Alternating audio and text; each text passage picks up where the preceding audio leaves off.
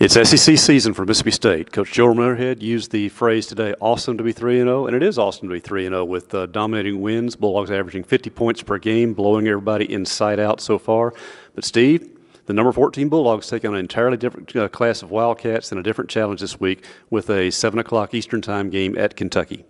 And, David, this is a good Kentucky team. And, in years past, State has had the better of the series, and we certainly expect State to be the victor this week. But this is not a ball game that anybody can afford to overlook. And a lot of people in Mississippi State circles are already talking about that Florida game being the next home game and all the undercurrents that go along with that ball game and the subplots with Dan Mullen coming back to town. But this, in many ways, could be a trap game for these dogs. And it's important for them to understand you're on the road. You're playing at a place that, quite frankly, the last time you were there, you lost a ball game. So that memory is still rather fresh, I guess, for Bulldog seniors like Gary Green. But, yes, we do expect this to be a good ball game. But the flip side of it is this is not the typical Kentucky team. Well, the memories are fresh, certainly personally, because I was there to watch that long pass completion that got it just in range, just in time. And Kentucky nearly blew it by letting the clock run out. They still got it down there, got a 50-something yard field goal to win the game.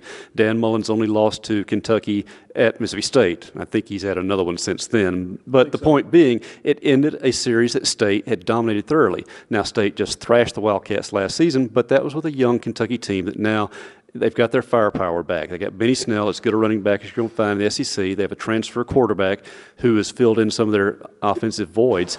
And this is going to be a very competitive ball team on their home field. They think they're going to win this game, as they should. And sure, David, they've exercised some demons this year. You referenced the Dan Mullen loss of Florida to Kentucky. There have been some really good Kentucky teams. I mean, dating back, Tim Couch and other guys that have played there and had exceptional careers on into the NFL that couldn't beat Florida. So they've kind of gotten that Gator monkey off their back. And so they're kind of believing, this might be the year. Now, if you look at their schedule this year, not exceptionally impressive. They were up 21-20 against Central Michigan at the half, went on to win that game 35-20, shut out the Chippewas in the second half. Florida had a 10-6 or 10-7 lead at the half. Kentucky finds a way to win that ball game. And then, of course, this past weekend, they're only up 17-7 or 17-3 against Murray State. They are going to win 48-10, give up, a 7-point fourth quarter. But they've been a second-half team. What Mississippi State is going to have to do is get out early. Get out early and get some things established and give this team an opportunity to kind of run and punish this Kentucky team for being a slow starter. You mentioned early. Coach Joe Moorhead was addressing the point today that the Kansas State game started out kind of slow early, whereas the other two games were blowouts right from the start. The Bulldogs did take care of business and whip the Wildcats thoroughly on their field, but part of that slow start was getting some rust knocked off, or in Nick Fitzgerald's own words, getting that adrenaline out of his own system. Settled down, played a good solid game. Now they go up there, they've got that out of their system, you should hope, but this is a different situation with Kentucky. You're on the road, and now it is, as Coach Moorhead pointed out, an evening game, so it's not like they fly up there, grab a few winks, then all of a sudden you're at the ballpark. They should be ready for this one, plenty of scouting material, and Coach Moorhead has some familiarity with the Wildcat staff as well. It's true, David, and the thing you mentioned, the late start, I think anytime you have that 11 a.m. start as the road team, you're at a tremendous disadvantage, even though the records sometimes show that that's not always the case, because it's like you mentioned, as soon as you get in, get settled, you get through meetings and get into bed, you're up, you're in breakfast, and you're getting taped, and you're headed to the ball field. The 6 p.m. start, I does think, helped Mississippi State, but also, too, it gives that Kentucky crowd an opportunity to show up, and Bulldog fans, for that matter, who are planning to go to the ball game. That's an important part of this equation as well. State needs the road dogs to be there to kind of cheer for them as well. But this is a ball team that I think many people expect to do some big things in Starkville, and this is just really the next step toward a schedule that we expect to be very favorable. And by the way, if you want to understand, hotel's much more available this time because the Keeneland affair has not started with all the horsey things happening in that area. But still, a great chance to go up there. Weather should be good. Now, come join us up there at Commonwealth Stadium, or I think Kroger Field, as they call it now. Of course, we mentioned the game time start. Let's update a few things from Coach Moorhead's press conference today, health-wise. Jamal Peters, he's listing him as certainly out this week, and after that will be determined. He would not give a specific injury, but we do know that it was the left leg, probably the left knee, from the way he got caught in that awkward pileup. He said that Kylan Hill practiced yesterday. He is day-to-day this week, but the fact that he worked out yesterday makes you feel much better about it because you want his explosive ability, never mind what we saw from Aris Williams this past game. Otherwise, Bulldogs physically should be good for this game. And Corey Thomas is off his second suspension of the season and will be available to play as well. That's true, David. And one of the questions that was posed to Joe Moorhead, and I think we all had the same question, is how do you kind of work it out personnel-wise with Peters out this weekend? There's discussion about Chris Rayford going back to corner, and Moorhead kind of confirmed that he's been dually trained. Chris Rayford was among the best corners on the Bulldog team last year from a girding out standpoint. Really wasn't tested a whole lot last year and won't play as much with its back to the football, not as much bump and run this year. And that's something I think Bulldog fans need to kind of bear in mind. But also, too, Tyler Williams has played very well. Murray Smitherman has really done a good job. Those guys, so the Bulldogs ought to be able to defense Kentucky with what they have without Jamal Peters. The good news is it does not appear that Peters is lost for the year.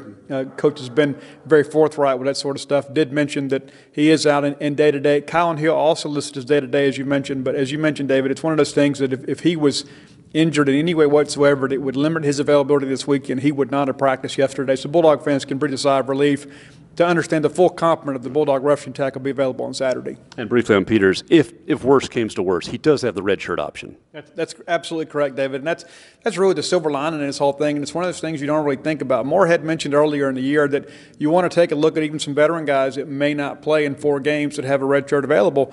In the event that Jamal Peters is not going to be back close to 100%, maybe that's an option you pursue or you discuss with he and his family, because that's an option that hadn't always been available.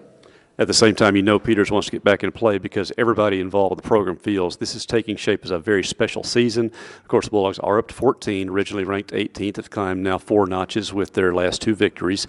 Rankings, I don't know how much stock you put into this point, but what really matters is you're getting into SEC season. Now, you pull this off. Kentucky is not ranked yet, but they are getting some poll votes out of respect for what they've done under Coach Stoops this season.